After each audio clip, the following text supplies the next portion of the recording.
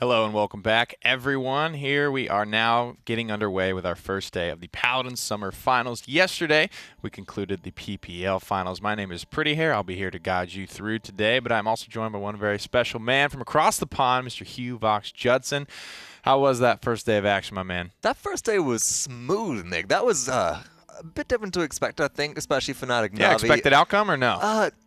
I think overall, maybe for a lot of people, I think I would have expected myself, Fnatic, to come out on top, but G2 looking impressive, and I'm excited to see how things continue today. Yeah, I got to say, I'm not surprised either way, whoever comes out on top, G2, Fnatic, both very deserving teams, undefeated in their respective regions, but a 4-1 for G2, I have to say that definitely exceeded what I thought was going to happen. Pretty much, especially after they struggled almost, especially against Envy in that initial semi-final when they were taking the distance of 7 games. Definitely not expecting them. Fnatic as well, having a pretty easy run versus Na'Vi.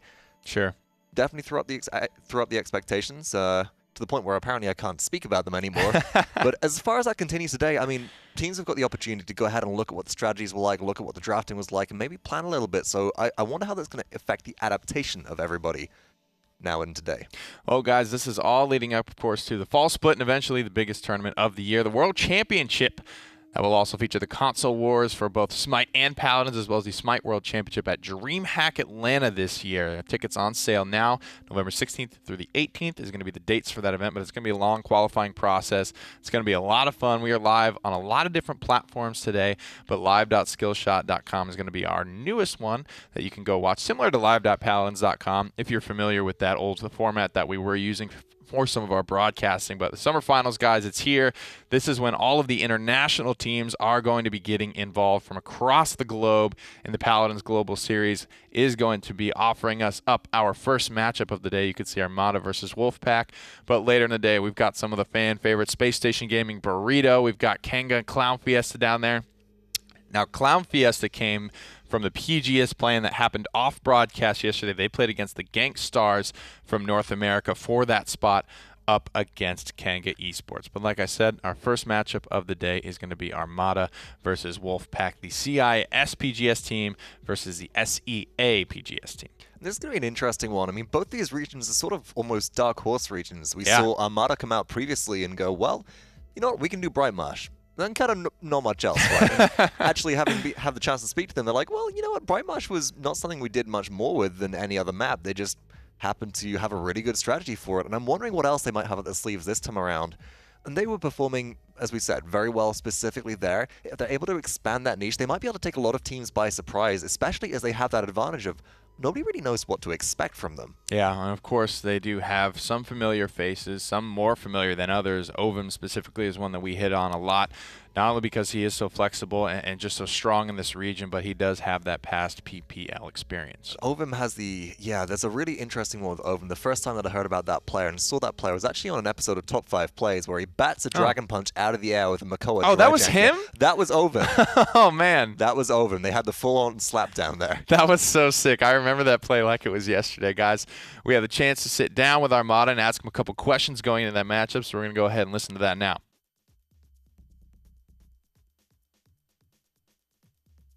All right, well, good morning, everyone, and welcome back to the tournament. So you're going to be happy to be playing on LAN again. I'm kind of wondering, how are you feeling about your matchup and having that LAN experience already going into today? I think it's good. We're glad to be here again. It's like a pleasure for us to be here. We will try to make our best. We will try to beat someone now. we probably will beat someone. We're ready. Alright, so last time you guys were here for LAN, you came out and really surprised people with your performance on Bright Marsh specifically, but fell a little short on other maps. Do you feel like coming into this LAN you're a lot more prepared and have a lot more diversity under your belt? Yeah, I think so. Like, we didn't prepare Bright Marsh like more than other maps, and we were surprised as well that we won every Bright Marsh. Like, I don't know why it happened, but it is what it is. So last time, the first matches you had were going up against PPL teams from North America, but this time you're going to be going up against the SEA representative in Wolfpack. Are you a little bit more confident going up against someone else that's coming from the PGS? No, it's like hard to play against PGS teams from other regions. We can saw a lot of teams from NA, from EU, PPL. We can see the games. From PGS, yeah, we don't know how they play. It's like new for us. With that in mind as well, guys, you've had the opportunity to see the PPL Summer Finals yesterday. Thinking about the teams which you've seen in that finals, especially between G2 and Fnatic, was there anything that you saw that caught you by surprise that you might try and incorporate into your strategies today, or was it kind of what you'd expected based off what you'd already seen? I don't think we will use anything from other teams. Like, we have our own strategies, and I think we will use this once. Well, it sounds like you're prepared for today. Go ahead and get ready for your games, and good luck. Yeah. Thank you. You know, I'm so jealous that basically every Paladins player is bilingual. I don't understand. Like, Yeah, I feel slighted having grown up not learned another language. Well, you know, maybe I just didn't pay attention in Spanish class Okay, enough. look, listen, I grew up in mid-Wales. In Wales, you have to learn Welsh up until your GCSE levels. You're like 11th grade. Folks, that is not something which you necessarily want to be doing. So That's not I'm a a little language. bit bilingual, but I've done my best to forget most of that at this point. It's not a language which is useful on continental Europe. It's one of the things where I'm like, I could have done like German or French or Spanish and learned those properly, and now I'm just like, well, I guess I know how to pronounce the word signs. Yeah, That's man. about Well, impressive linguistics from those boys of Armada. Looking to get their first win today, but they'll have to go through their opponents, the Wolfpack, out of Southeast Asia. Now, this team qualified for the spring events, but they weren't able to make it here as a result of visa issues. The majority of this roster has not competed before on the LAN stage. They've competed only in the PGS in their respective regions, save for one man, Mr. Fees, a face we do recognize actually all the way back from DreamHack Valencia last summer. It has been a while, to say the least. It has been a long time for this man, about a year. And the meta's changed so much since then. The game itself has changed so much since then. Like, it would be nice to say that, sure, we might have some expectations here, but everything's out the window at this point. We're effectively coming in fresh. The only thing that Feasel is bringing to the team, which hopefully will be good, is a great deal of stability when we talk about LAN experience. And that's one thing which does affect a lot of teams. It's playing in that kind of stage environment. It's playing in these booths. It's getting used to being away from your home, really, which is where a lot of these players are so used to. And that comfort really does matter to a lot of these players. That's what allows them to pop off. So take them out, put them in a different setting. Maybe the chair's not the right height. It's a little bit different. All those things do end up mattering, guys. We're about ready to get underway with this first set. Let's head to the map screen and figure out where this best of three will unfold. Armada has banned out Ascension Peak.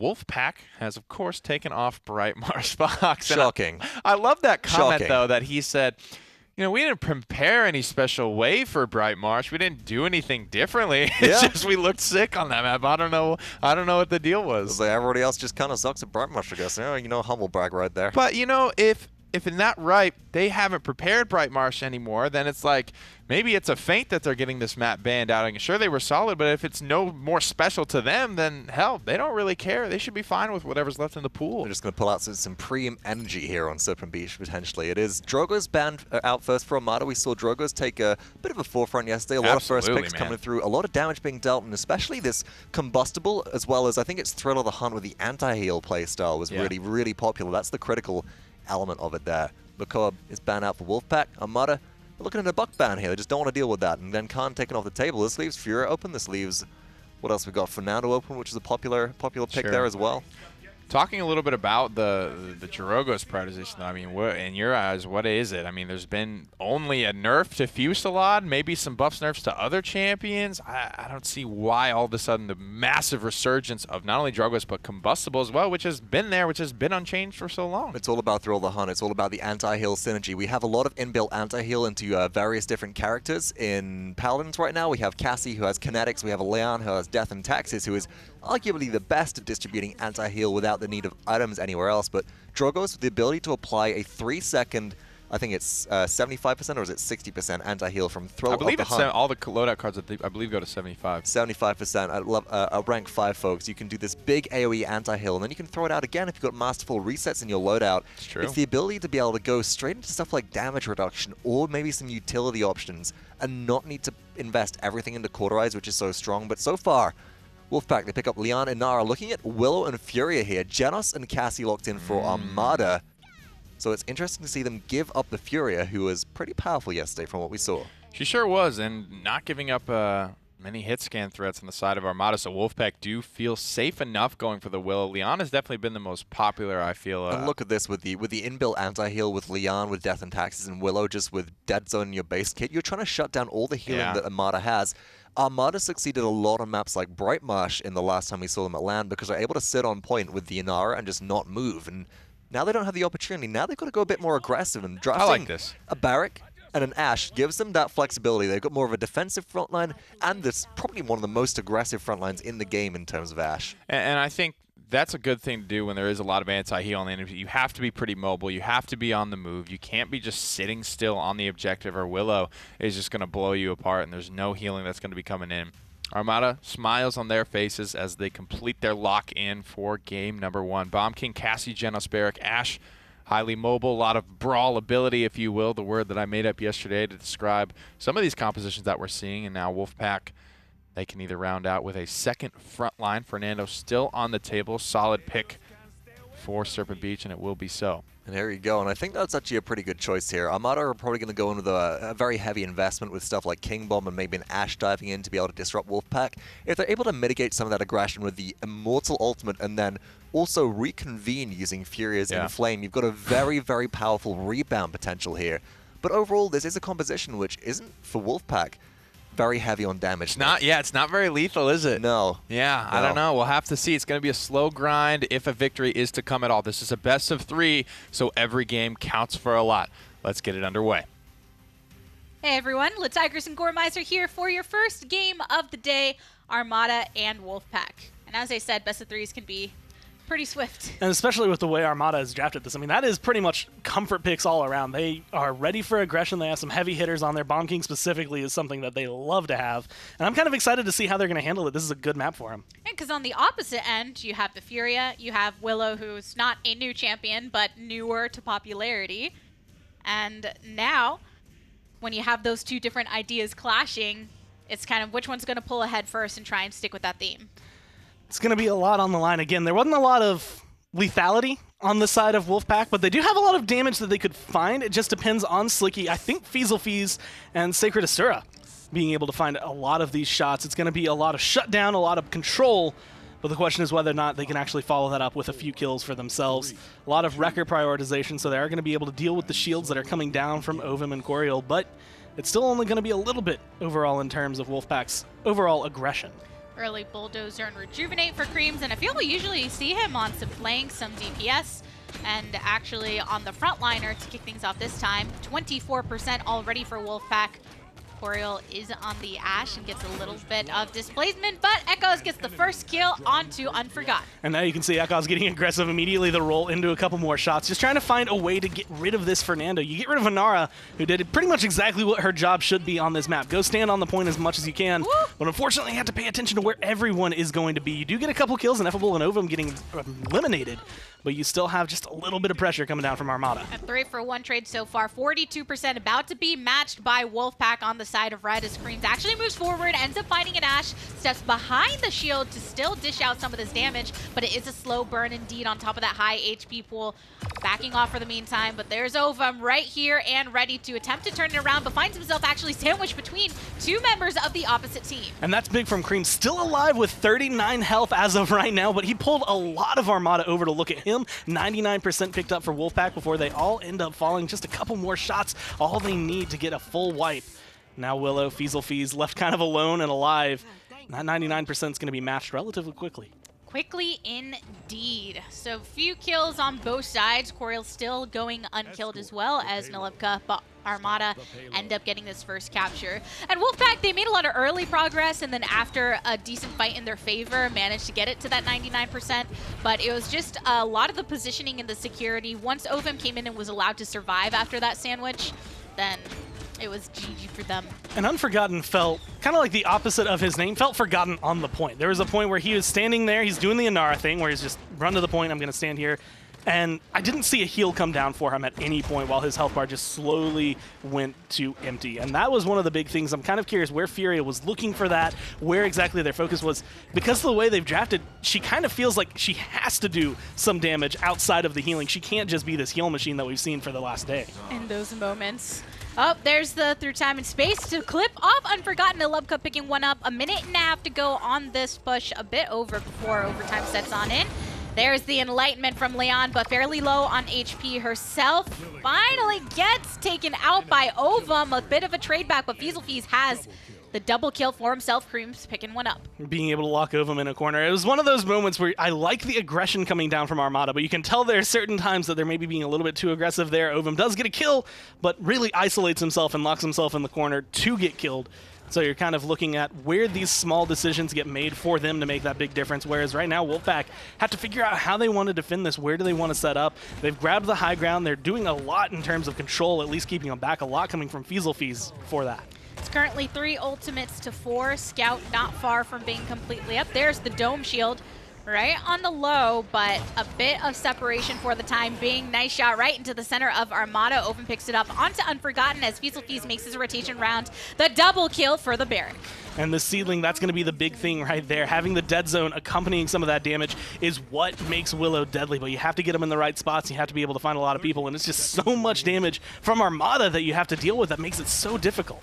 And Slicky ain't been slick enough, man. I feel like I keep seeing him getting clipped right in the hip by these frontliners that find him hiding around corners. Coriel picks up another, and Armada secure their second point of the game. And this is one of those weird areas where I know I've seen Slicky play this Leon before, but every time I think of him, I just think of a stellar game he has had, a stellar set of games that he has had playing Androxus and champions like that, where it's a little bit more aggressive. Whereas this feels kind of as though they went for something more passive. He's 3-4-3, and it's just not exactly the same performance I think you would expect out of him for Wolfpack. Whether it's Coriel or whether it's Ovum, there's just been a few scenarios where I feel Slicky's having to spend time for the setup and try and position away we're not too vulnerable, and then someone comes from just a different access point and clips him for that final HP that's needed. I do not know if I have ever seen the card Space Jam picked up, and I love the name of it, increasing your jump height when you're using your Stellar Wind. So he's going to have a little bit more mobility, which is good on this map specifically, just because you have a little bit more that you can bounce around on. It's going to be a little bit different. No reveals that we typically see in the Genos loadout, so I'm excited to see how Nalubka can kind of use that mobility for his advantage. A bit of Faith Light. There's it through time and space. Does not clip. Throws out the heals from afar. Coriel's facing off against this Nando. Rotating around the assert dominance to get that final kill right on top of the face of Slicky. The double kill for Coriel. He doesn't even care on this Ashe. And Echoes is also here for a bit of cleanup of his own. And I love the immediate aggression. He does get walled off from his team, so no heal's going to be coming through immediately for him. And he is going to end up falling because of it, but now Ineffable going to be able to go up to the high ground and just pelt bombs down as they take control of the point, matching that 42% and looking like they're going to pull ahead. Man, they are actually pulling it for Armada, 57% right now, passing that 60. King Bomb wound on up, and he sees Creams right on the side, gets the stun, but only for a short amount of time. What the a shield! On the opposite end to block off that Enlightenment, and Ineffable ends up punishing this Leon as well as Nando with the double kill. Wolfpack, only 2 standing alive. That dash shield combo from Coriel just to block the Enlightenment not only keeps Ineffable alive, but allows him to just keep running on this streak. Right now, built up to 8, and he is just burning down the opposition. This is going to be a little bit more difficult for him as the high ground is now given to Wolfpack in favor of the defensive team, but he has stayed alive so far. He's getting a lot of damage through all of it. See, and there's another moment right there where Slicky's positioning was pretty much in the middle of the fight that was possible, and you know that you're going to get surrounded from the back end. And who was there? It was Ashe to finish off with the last shots. Being able to set this up, 60% on the King Bomb. Through time and space, that has been charged and shot 3 times already throughout these 7 minutes, and that has just been big, I think, for Armada in terms of being able to kind of corral Wolfpack, either directing them one way or the other, setting your team up to either pick up the kills if you don't. Even if it doesn't hit, at least you're getting some kind of piece out of it, right, for that dispositioning. It's a 2 for Trey right now. Dome shield off in the side corner, where Anar throws up the wall for some extra protection. Unforgotten rotating back towards the objective, gets his stun out, takes some damage, but adds a bit of protection to themselves. And Wolfpack, they get 3 kills right now. And honestly, this is, I want to say, okay for Armada. It's not necessarily the way you want it to go, obviously. You just want to be able to get the kills and get the push in. Easy peasy. Doesn't always work out that way, and this is a good stall. They get to go back, spend some of the credits they earned if they hadn't already from the fact that they've captured now 2 points, and they get to get some of the ones from the kills they've been able to accrue just over time. You get your charge for your ult ready, and then you get to engage this fight grouped up one more time. A bit under a minute to go. Shoulder Bash get the better angle on that Leon. Slicky has to find some kind of recovery, but falls right into the face of a Bomb King who punishes him. Anti-heal right on the ground from the Willow. Pyre Strike gets one stun. There's the Assert Dominance into the middle of the fight. Wild chunk down low. Nalubka all the way down to 89 before getting eliminated by Sacred Asura, but he's the only one to fall at this moment. Wolfpack lose one, they lose two. Fiesel Fees is up in the air. It's going to be hard to lock him down, but that last shot for Mekaz is going to be able to take him out of the sky. Unforgotten left by his lonesome. Just a couple more shots is going to get that, and the payload 20 seconds left, but it's rolling in. I think this is going to be it. Armada get the victory in game number 1, and it is just a best of 3, so all they need is one more to grab to move on within the bracket. That one felt, I want to say, a lot like how I expected. I was a little nervous because earlier when we got to talk to Armada, I asked Ovum how they felt about going against another BGS team, and he had no idea how they were going to fare, but it seems like they have everything that they want, at least on their side, figured out, and that worked perfectly fine against Wolfpack. And Wolfpack, they have one individual that has had LAN experience. Everybody else is new to this environment. And there was a moment early on in the round where they were having a decent amount of control, but as soon as Armada ended up getting that first point, then from then on out, it was just sticking to that strategy that they had originally implemented. And there was a lot in the draft for Wolfpack that kind of played against them. They had a lot of control, but not a lot of kill potential. So it's like, okay, well, we can move them wherever we want, but we can't take the fight anyway. We can't actually go in and aggress on them, because once we do, we either isolate ourselves or we do something that ends up hurting us more than it actually helps get anything. Your main sources of damage were getting collapsed upon as well, but I'm sure they're going to be making adjustments going into game number 2. Desk, what do you think? Solid start for Armada there. They got a lot of their power picks, and we saw just why they have built that reputation for themselves on those champions. Yeah, absolutely. I mean, some of the play in there was perfectly smashing, specifically that double Ash kill when you have the, you know, Space Jam is a Genos card, but the come on and slam action is always a satisfying feeling. It's like, I'm just going to kill you with my ultimate, pick up a double and get out of there. Interesting rebuttal at times, of course, from Wolfpack. The interesting Leon was in there as well, but a powerhouse pick throughout the duration of that game was ineffable on Bomb King, who was just consistent throughout pretty much the duration. Exactly. We saw the comment from Gormizer. He charges King Bomb about 3 times in the span of 7 or 8 minutes, which is a blistering pace to be set. 7 kills, 5 deaths. Very aggressive overall. That was Wolfpack, though, I felt. They weren't really afraid to get in there, to get involved. Great King Bombs here. That was a questionable Leon slide for me personally. I don't know why she was in such a rush to get over there. I mean, it would have just go fast, man. It was a great Siege Shield from Ash there overall. I think Armada Esports did a great job keeping a cap on the Willow, a pick that I feel could have potentially taken over this game if Armada weren't slamming the gas pedal the entire duration. They know exactly where to put the pressure on, and their Cassie also was able to hit a lot of those shots on the airborne Willow that was more difficult to do without a hit scan, but the Cassie was dealing with her very, very well. If you're able to hit that shot blast combo on a Willow in Fae Flight, I mean, you're pretty much a sitting duck then. Anybody can finish taking you out. Even a free Bomb King Sticky just up there and detonating in your general direction will be enough for it. But after that performance, the 4-0 on map 1 of Serpent Beach, I wonder if Wolfpack can pull it back. Yeah, we'll have to see. And that's always kind of the caveat we bring up to those flying champions, the Willows and the Drogos, is that yes, hit scan is nice to have. Yes, Leon is nice to have. But if you're Cassie, if you're Bomb King are just that dialed in, then man, they can do the job just as well. Wolfpack have 1 game to bounce back because this is a best of 3. They will take first pick. They will take this set to the Jaguar Falls. Jaguar. Falls. They do have first pick as well, which is interesting here. The Buck ban actually coming out immediately shows a lot of respect between these two teams for what the Unyielding can do, I think, here, Nick. Makoa being taken off the table as well is more of a low-level threat, I think, at this point. We saw Makoa get through the draft a lot yesterday with teams prioritizing different bans around here. Yeah. I think it was around so much of the priority of Drogos as well. Every frontliner looks a little bit worse when Drogos is on the prowl for me. And Leon is going to be banned out, so that means we have Khan, potentially Furia, but I don't actually know that we've seen a Furia ban yet. We've only saw, I remarked that I only saw her go in the top 3 like once yesterday. Pretty much Armada finishing off then after the Leon ban from Wolfpack with a Drogos ban here, just not letting that pick prioritization go on through. Wolfpack then, how can they open here? Obviously, to me, it screams Khan. He's free. Definitely does. Khan Bomb King is not something I think you can let go to Armada, and they won't. Wolfpack will take it away first. The Primus of House Ico scooped up off the board. He's been banned out much more often than he's been let through in these. Well, not this tournament obviously starts today. Remember, the PPL finals did conclude yesterday. And we have to assume that these PGS teams were watching very closely the drafts yesterday. Obviously, they want to play their game, but taking notes of what the top dogs are looking out for. And they're looking out now for the Bomb King. They're looking for the Inara here initially, and that's a pick which Armada have proven time and time again is very successful. But it will be the Willow, to pull from, I think, one of your personal quotes there. And I like this versus the Khan specifically. It shuts down pretty much half of what a firing line style Khan can do. You're taking away the heal at least. The Khan is able to apply. Sure, you'll get that bonus in-hand damage, but you're kind of stripping that away as well. It also takes a lot of value out of Furia on a small map like this, which I'm excited to see how that'll pay off.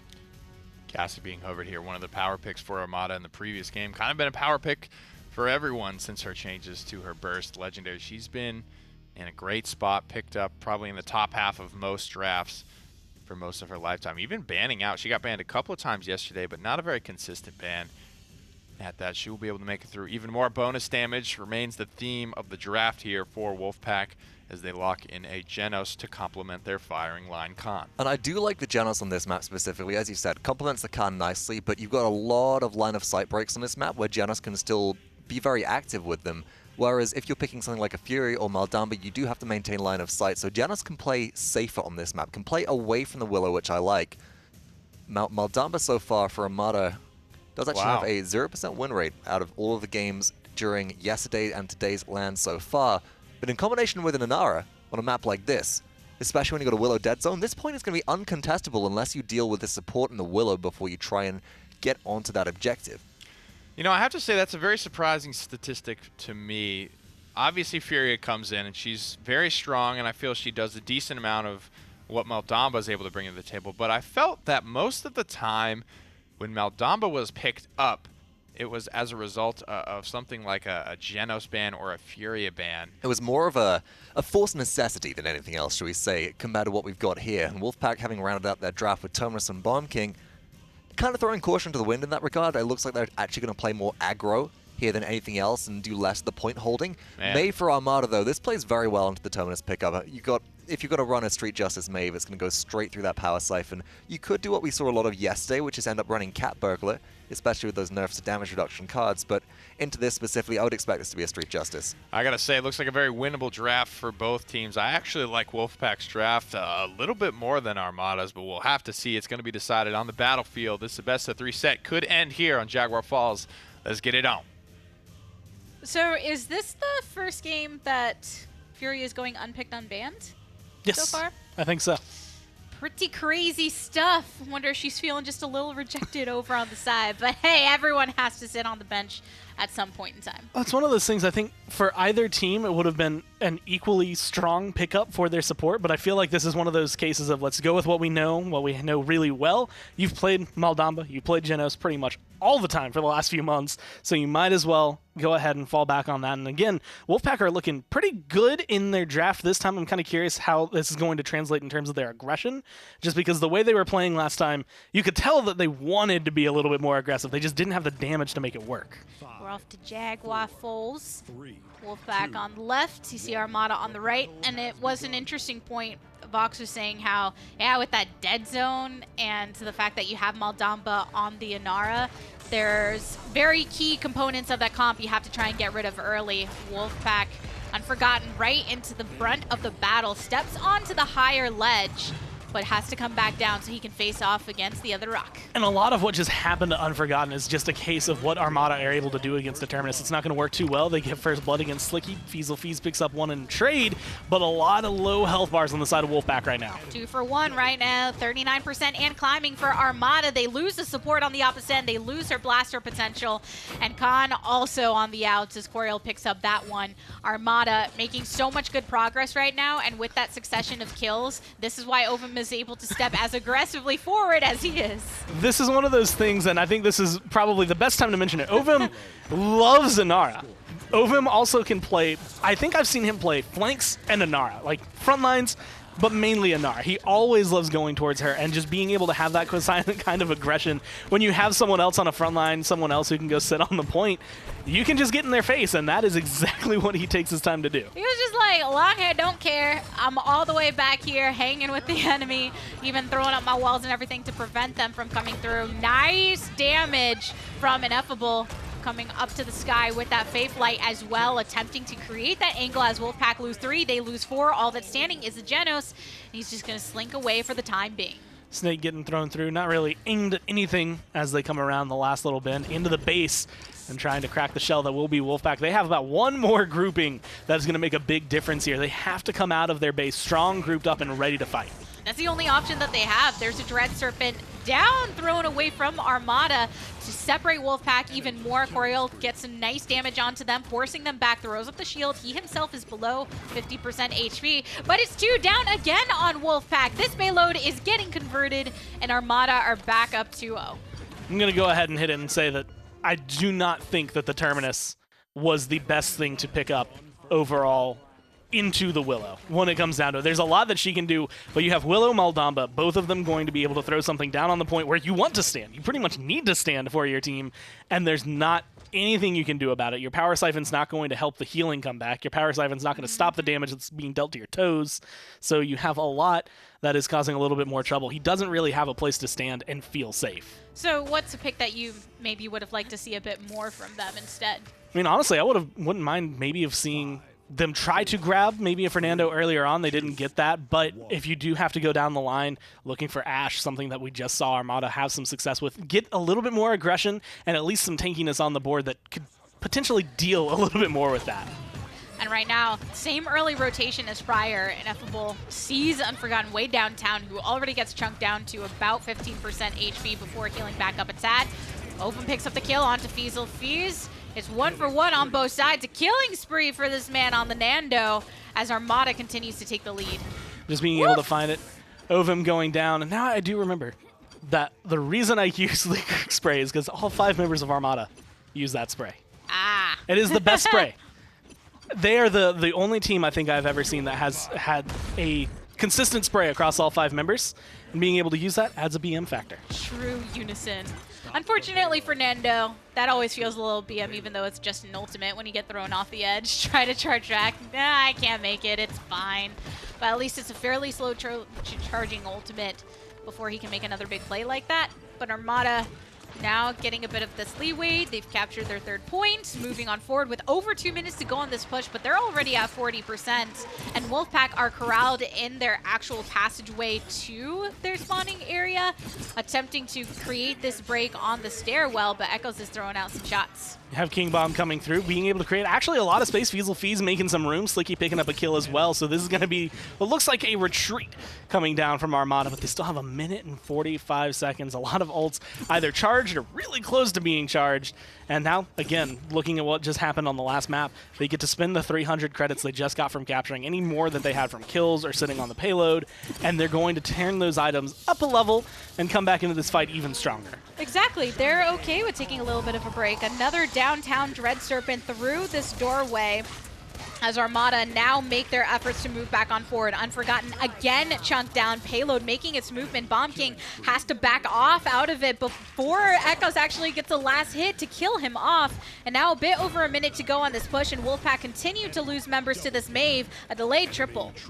Just being able to go oh, to the man. back. So that was 4 kills in succession for Echoes right there to take down those members of Wolfpack. And now Armada, even as they're starting to spawn back up on the side of blue, it's just going to be way too tough a battle for them to try and contest this. Going to be jumping down, putting their front lines in the front line as best they can. Unfortunately, both of them going to fall pretty much immediately, and that is going to be just a little bit of contest trying to stop this payload. Ultimate used so that those swings from the Terminus became a bit nullified. Bomb King back into it, but chunked down with some of this fire. Another last hit. Wolfpack again finding themselves with the least number of players compared to the opposite, but Creams and Unforgotten evening it up a tad. Being able to fall back, now you have Echoes kind of having to make that terrible decision. Man, do I go in? Do I try to save some overtime? Do we think we have the ability to regroup? that we give up this point. The biggest issue with giving up a point like this is that you do give them comeback mechanic and, again, another chance to potentially grab a point, but you've been controlling that zone so well, I don't know if Armada's really that worried about it. At this point in time, when you do have that overtime, and sure, you're going to put up a fight, maybe get some more credits in it. If it goes through, that's great, but Armada, as you can see, not going in as a cohesive unit. Cream, Slicky, both punishing them for it. And right now, you're losing another. It's much harder for you when you're on the offense, and it takes you a lot longer to get towards that actual objective. A good defense, but they had to use a lot on the side of Wolfpack to get that. I mean, it started essentially with the reanimate, and I feel like you could see Armada not expecting that to come through, because I think Fernando was looking the complete other direction, ends up getting hit with it even though his shield is up because he had his back to Terminus. So you're in this area where you maybe thought that was going to be a win for them. And I think that's how the players felt as well. They didn't expect the fight back.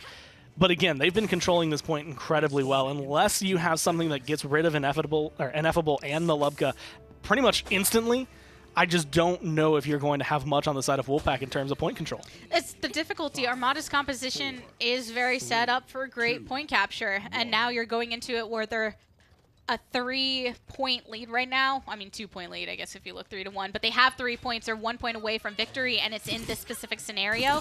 They took that time to charge up some of their ultimates in the end. That's kind of why they were delaying a bit. Here's the ultimate from Khan, though. Echoes gets deleted because of it. Sacred Asura with the last hit. Armada losing that early, but it is still, as I just said, early enough. But they do have comeback mechanics, so all they have to do is create a little bit of space. Getting one kill early on might make the big difference, but I do see Willow going around the side, looking off into the dark room and trying to find everyone that they can. And managing to get quite a few hits onto the enemy line, especially that backline. Slicky and Feast both punished for it, and a follow-up onto the frontliner as well. Woo. Once again, a lonely Geno standing. Sacred Asura running for his life right now, and even though, yes, he is surviving a couple missed shots, this is giving all the time in the world for Armada to regain on this capture. I'm so used to seeing Willows use Fey Flight to just go straight up into the air that you kind of forget sometimes that she can't just fly in all of that. As long as you do your movement properly, you can use that to get around the map. And even though they got to 66%, that play from Ineffable, I think, opens this up potentially to close it out. 99%, and Armada take it. The second victory of the set, best of 3. That means they will be moving on within the winner's bracket, whereas Wolfpack are going to drop down. And a lot of confidence from them coming into this. Again, they were kind of shaky about going up against SEA because they didn't know as much about the region, but I don't think they had much of a reason to be worried. They definitely seem like they've solidified their play, and even though Wolfpack did lose there, they are now just in the lower bracket, so they're not completely eliminated just yet. I think Armada, they were trusting what their strengths were. They're going with picks that we've seen them on before. No reason to get it too shaky. Some of it was a bit new as far as what we've witnessed from them in the past, but you can move on and then start getting your focus on the next matchup, which is going to be a tough one. But the nice thing about a double elimination bracket is Wolfpack, yes, they just got 2-0'd by the enemy, but you have another chance to keep yourselves within this. Armada have been showing, I want to say, a lot of strength overall. The last time we saw them in LAN, Bright Marsh was their map, and even talking to them in the interview for that, they were just, I don't know why Bright Marsh. It just was. And now it seems like maybe they've got their footing under them to be able to find a little bit more. I'm kind of hoping to see how they fare up against some of the higher echelon teams to see if they do still take them down and if it is still only the one map. And they hop right into it because if I'm not mistaken, that Fnatic will be their next matchup. So that's one they'll be looking to right now. We're done with this set, so let's send it back over to the desk to break it down. I got to say, no surprises really there from me, given how the first 75% or so of that game went. It felt like Armada was just doing absolutely whatever they wanted. I was surprised that Wolfpack were even able to hold that one defense. It was pretty impressive. A lot of that down to just respawn proximity there, folks. The respawn advantage being closer to the payload right towards the end allows Wolfpack to kind of congregate around it, maybe get a couple of picks here and there, but Armada throughout were, pretty much just doing whatever they want, as you said, kind of noodling around the map, going, all right, we'll do this, go here, do this, go there. Ovum getting, almost top damage on Inara, just CIS that's what he does, things. Yeah, that's what Ovum just does all the time. And Ovum plays this weird aggressive Inara with really fantastic positioning. Just dives straight in towards the terminus, puts down a Watersfield. Watersfield, I think, is actually one of the big reasons why Ovum is able to accumulate so much damage. The placement of that in combination with some of the impasse walls locks players onto just this source of additional damage.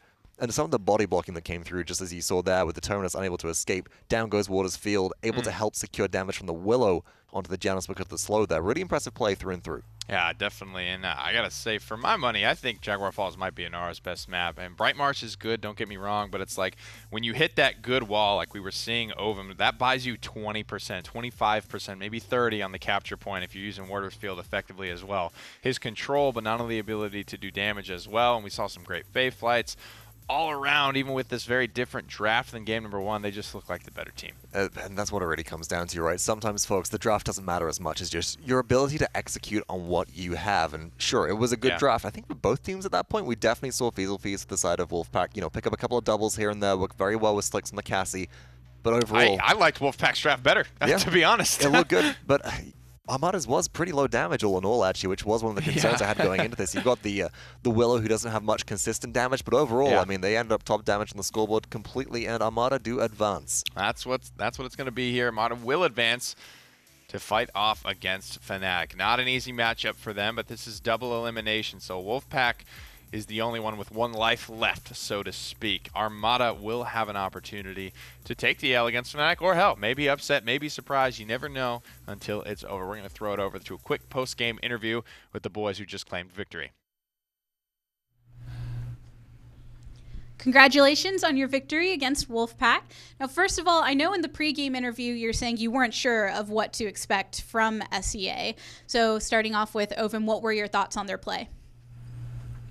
Like we know, we have no idea how they play. But for us, their draft is really like simple. They drafted like tanks prefer, and we just play our game. And this is why we win. We're just trying our best. Like we're preparing for this game. This is why. For that last game, I'm actually kind of curious. You had a lot of point control coming down from like Willow and Maldamba, which was really good against the Terminus. But what brought out the Maeve for you guys? I think Maeve can do a lot of space for team. Like her ult is amazing. Her skills is like best in the game for me. I really love her. Like it's my favorite champion. So why could I not play it? Well, you did a great job of especially extending and pressuring the enemy team away from the objective. Now, moving on Forge, you had this victory. You're facing off against Fnatic next, and I know you'd mentioned watching some of these teams. So what are some of the key things that you both are looking out for in this next match? Oh, it will be a hard game for us, but we will try to show our best. I have no words about this. It will be hard, we know, but we will try. I do just have one question for the set, which is just that the last game you showcased a really, really strong Willow, and Fnatic yesterday were playing Willow almost constantly if it wasn't banned away from them. Do you think that's going to be something that's highly contended in your games as well? Yeah, I think so. Willow fits really good in current meta in Paladins, so I think Willow will be always in picks and bans. And in this set, my last question for you is, you had the game that was the first one where Furia went unpicked, unbanned. Are you just not worried about her, not prioritizing her? Yeah, we know how to play against Furia, and she wasn't a big problem for us. Well, congrats again on your win, and we look forward to seeing you in your next match. Thank you. Thanks.